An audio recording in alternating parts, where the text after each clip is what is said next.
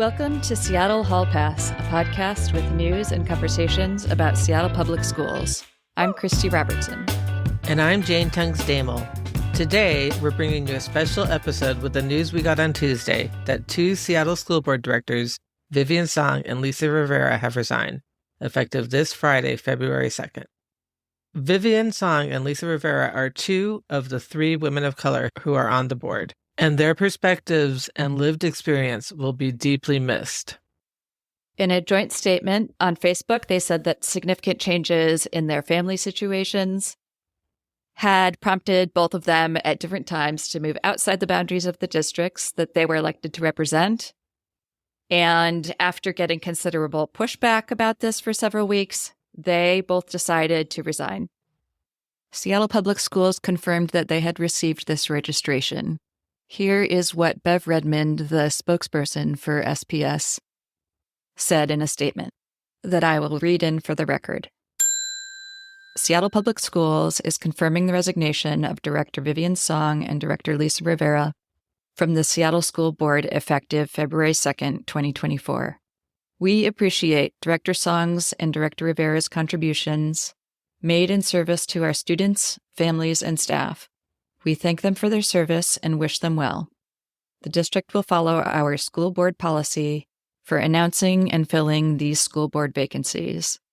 Board Policy 1114, Board Member Resignation, and Board Policy 1115, Vacancies.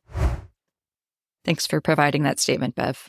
So let's give you some background information, and then we'll go into what their resignation letter said. Vivian Song was the school board director for District 4, representing Magnolia, Queen Anne, and part of downtown. At the time of her candidacy, she had recently gotten an apartment in that district while keeping a house in a different district in Seattle. And this was pretty heavily criticized in the local media and also by the other candidates that were running against her. But despite all of this, she won the election with 72% of the vote, and she has 2 years left of her term.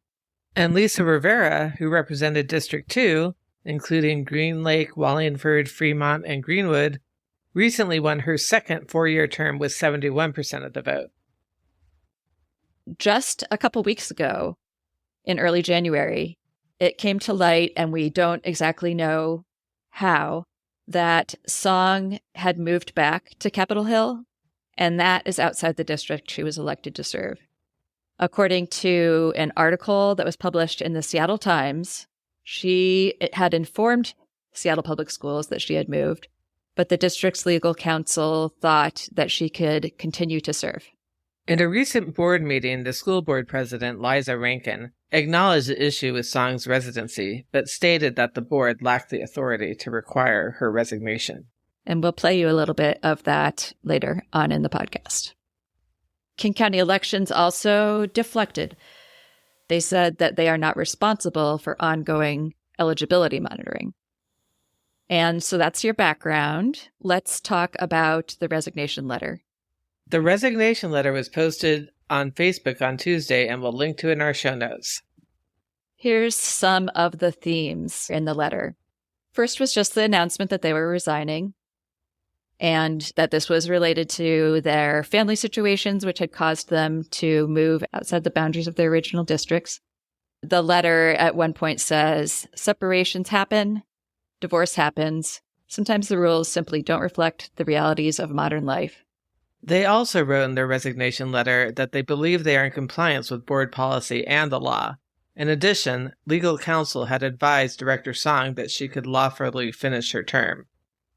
They state that, despite these facts, they have still decided to resign, partly due to the distraction caused by the media coverage, and also because certain members of the school board were using this opportunity to exploit Director Song's residency. Here's what they said in their letter. We regret that it has come to this, and also regret that certain members of the school board have taken advantage of what should be a private family situation by suggesting that Director Song has acted in bad faith.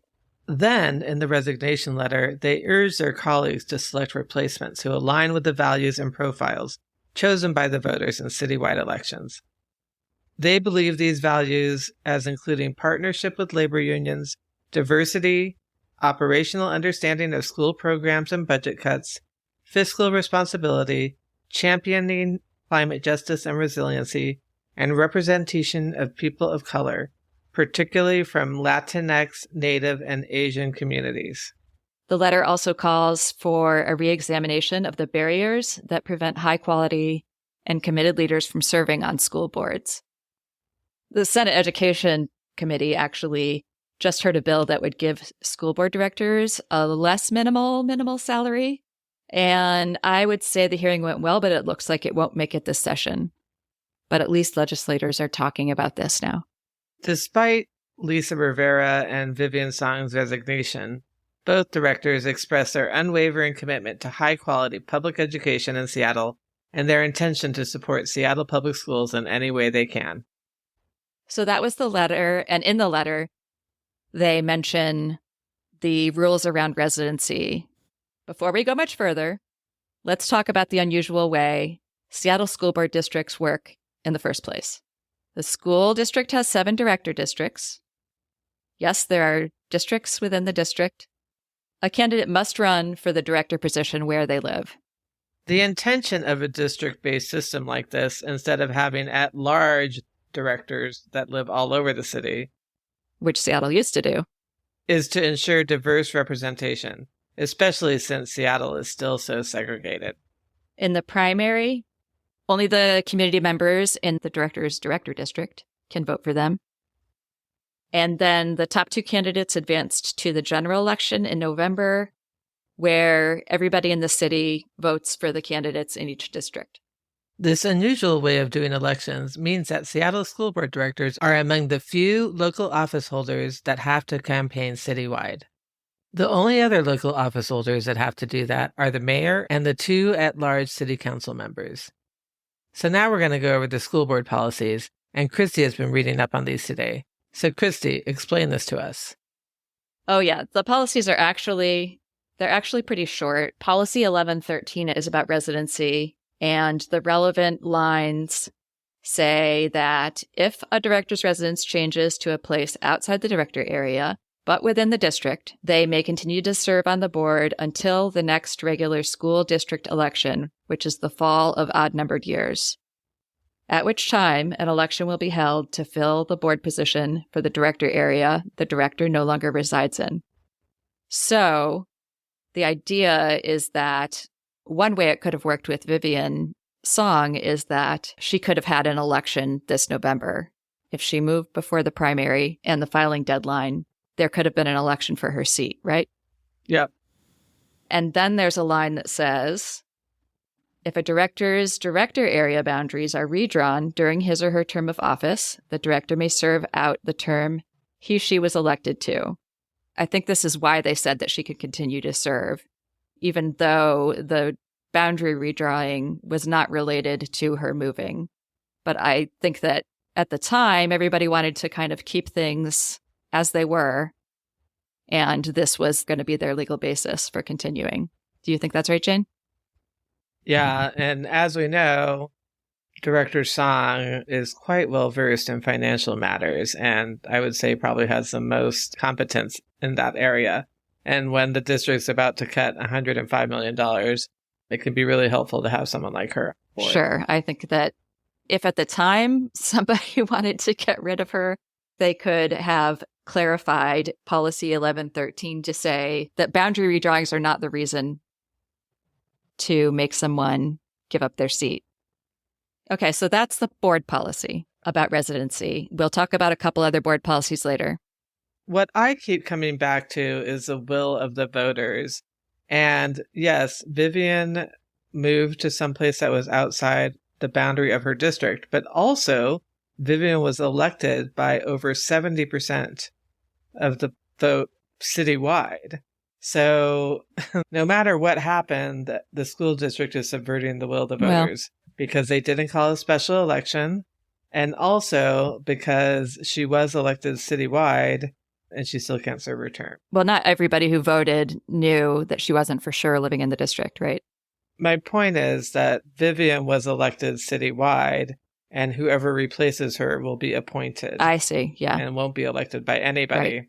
That's true. So So I think it's pretty clear that people were using this as an excuse to push her out. Well, it's kind of funny because they were using the weird language as an excuse to keep her in, and now they're using it as an excuse to push her out. And it just would have been cleaner if they had just had an election at that point. Some people were using the weird language to keep her in, and then another set of people were using the weird language to push her out. Or we don't know. It could have been the same people. Like, at one point, people could have thought, let's just keep this stable. And then feelings changed. This is a time when you could understand why a school district would want to have a stable board. We're about to have many closures and consolidations of schools in the next couple of years, and also the structural deficit. We don't know. This is all us hypothesizing because these are things that happen behind closed doors. So let's talk about the events that happened this fall. This hadn't really been a topic of conversation for quite a while until The Stranger published a story in November of last year that Vivian's song was on the short list of people who might be appointed to the city council seat that was being vacated by Teresa Mosqueda, who had won a different office in King County Council. This brought renewed attention to Vivian's song. And then 2 weeks ago, the Seattle Times wrote an article about her residency, which we'll link to in the show notes. At the last board meeting, which was right after the Times article came out, this was the meeting on January 17th, the board decided to address the issue in public statements. President Liza Rankin acknowledged the residency issue, but also said that the board lacks the authority to require Song's resignation. And here's what she said. The only thing I will mention right now is a very brief acknowledgement of something that has been in the news, which is the question of residency of one of our directors. State law and board policy have requirements around eligibility to hold positions, and it's individual candidates affirm upon filing for election their eligibility, and we are responsible for complying with state law and commitments made when we take oath of office. In terms of consideration or authority to make any kind of determination on membership of the board does not have the authority or obligation. Resignation is at the discretion of the individual. Authority to determine eligibility of elected officials to hold office falls to King County elections. I wanted to state that just to clarify that I know it's something that is public and that what our role as a board is, which is it's not in our purview to address as a board. When it was Director Michelle Sardu's turn, she had a different take. Oh, I'm going to make a comment. So my comment is focused on President Rankin, the thing that you just read. And so what I'm going to read this, which is not how I usually do, but I want to keep it short. My comments today will focus on two things: doing what is right and a rupture in trust. Right now, I'd rather be about the business of ensuring we are providing the best possible education to the students of SPS. Instead, we have a different issue before us. This situation is not about what is legal or not. While this situation may compel legal questions, that is not the real issue. The issue is that a board director is occupying a seat they are no longer eligible to hold. This is different from something being illegal, and it's important that we understand this difference. I'm not going into specifics on this issue. I believe what is important is that the focus should be on doing what is right.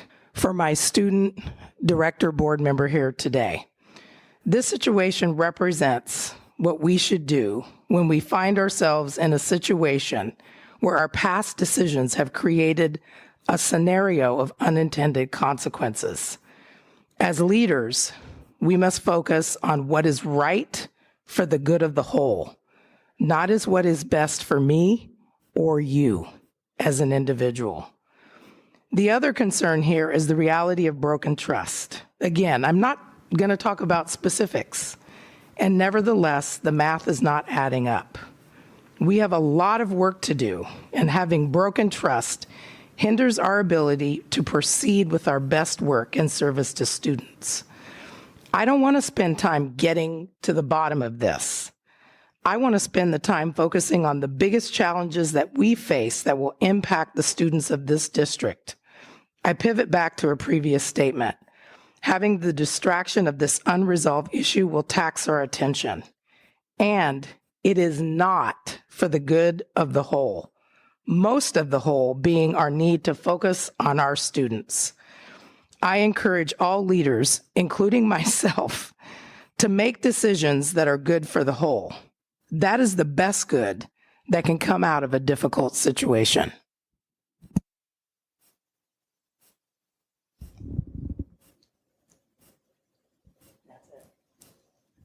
Thank you.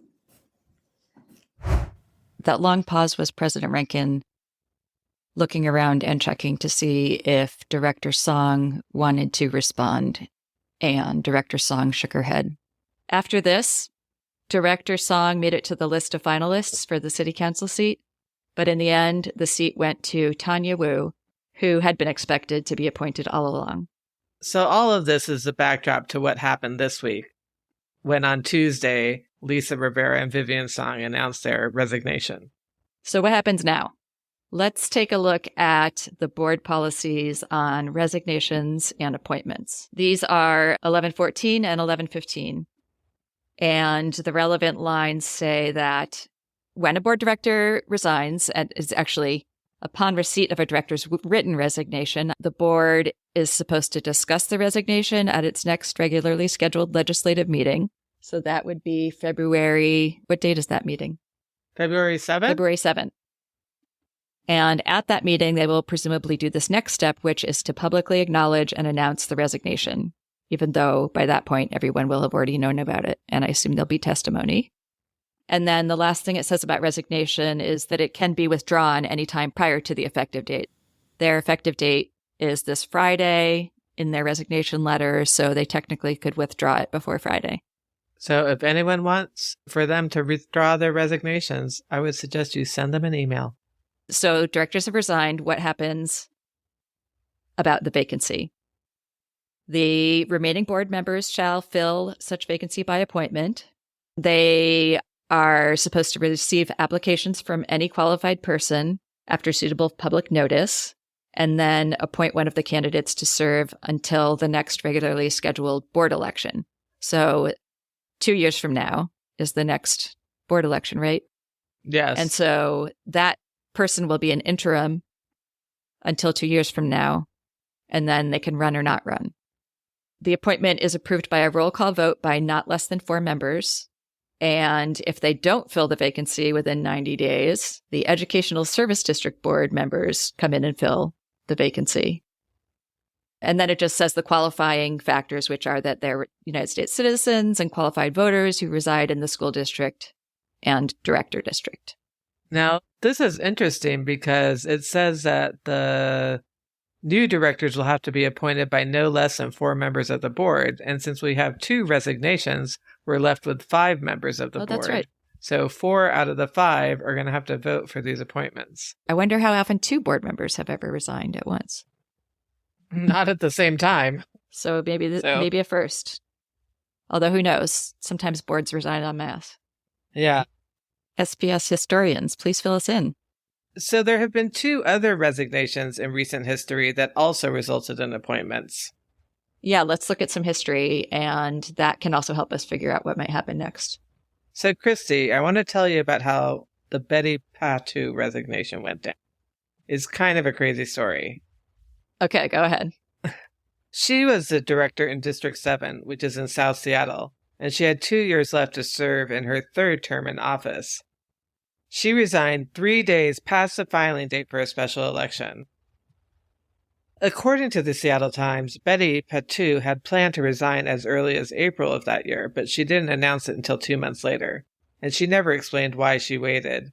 So even though she announced her resignation in May, and there was a primary election and a general election in November, the city residents didn't get to vote for that position. Exactly. And after Betty Patu resigned, there was a big public process to replace her. Run, actually, by former director Leslie Harris, who was president at the time. That's when Brandon Hersey was appointed to his position as an interim from among 3 final candidates. And the initial group was something like 12, Jane. Wow. Brandon was appointed in mid-September of that year to serve the remaining 2 years of Patu's term. And then just 19 months after that, the Seattle School Board had another director resign, this time Eden Mack. There's a Times article about her resignation. She represented District 4, which is the same as Vivian. And she had just less than a year left in her term when she resigned. When Eden Mack resigned, she wrote a fiery Facebook post saying, "I can no longer participate in the ongoing systemic dysfunction that is not serving the students and families of Seattle. As one of 7 volunteer board members, I have come to accept that I do not have the power to change it by remaining in my seat." I recommend reading her resignation letter. There's a lot of interesting thoughts in there and a lot of resonance with what is still happening today. Here's a part where she tries to tackle some semblance of what a solution could be. She says, "I don't know exactly the mechanism, but I believe it is time for the State Office of Superintendent of Public Instruction to intervene. Seattle Schools, as the largest district in the state, is essentially impacted by the year-to-year revenue swings from changes in enrollment and the state funding shortfalls for things like class size, employee health insurance, special education services, and funding for capital facilities. The massive gap between the true cost of providing basic education in an urban school district and what the state provides is not imaginary.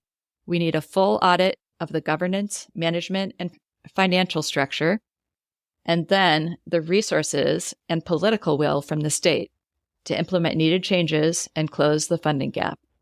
We should also look seriously again at making school board physicians full-time paid with required trainings and adequate staff to support the work." And all of this sounds eerily familiar to what is happening today. So after Eden Mack resigned, Aaron Dury, who was the District 4 director at the Seattle Council PTSA, was appointed to the Seattle School Board in 2021. And she was appointed unanimously. And at that time, Brandon Hersey was still an interim director himself. So for 6 months in 2021, there were 2 interim directors. So it won't be the first time this is happening to our school district. 2 interim directors at the same time. Except for this time, it'll be 2 years instead of 6 months.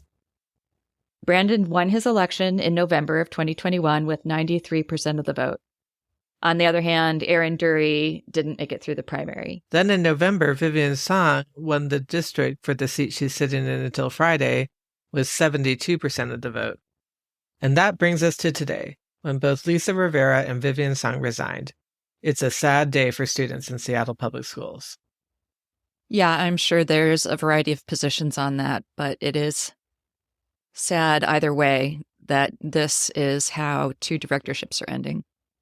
We reached out to Lisa Rivera and Vivian Song and asked them if they had any thoughts to share with you all. Vivian Song sent us a voice memo with a valued memory of being a school board director. Here's what she said. My former director encouraged me to visit as many schools as possible. I visited all the schools in District 4 and actually made it to 46 schools, almost half of the full list. And it was amazing to witness the magic that happens between educators and kids. And there are a lot of people working hard, from teachers to bus drivers to electricians to accountants, on behalf of kids and their futures. It's really inspirational. I will miss seeing that on a daily basis. And Lisa Rivera directed us to the following thoughts she shared on her Facebook page. "I will always treasure the students, staff, parents, and community members who made this the most rewarding, exciting, and fulfilling job I could ever wish for. The chance to improve the educational lives of tens of thousands of students has been a rare honor in this world that often makes us feel powerless. Now I hope the power of this office is passed on to another champion of color who can fortify our district's commitments to environmental justice and sustainability, fiscal stewardship, student voice, and making sure the most marginalized in our community are given the opportunity to be the drivers of change they were born to be. We asked current school board directors if they had a comment on the situation, and newly elected Director Gina Top was able to get back to us. I would like to express my gratitude to both Director Rivera and Director Song for their dedicated service. Serving on the school board is a voluntary commitment that demands considerable time and effort, and I want to extend my sincere appreciation to both Director Rivera and Director Song for their invaluable dedication to our students. Their contributions as public servants on the board are truly commendable. We were also able to talk to Jennifer Motter of the Seattle Education Association, and here's what she said.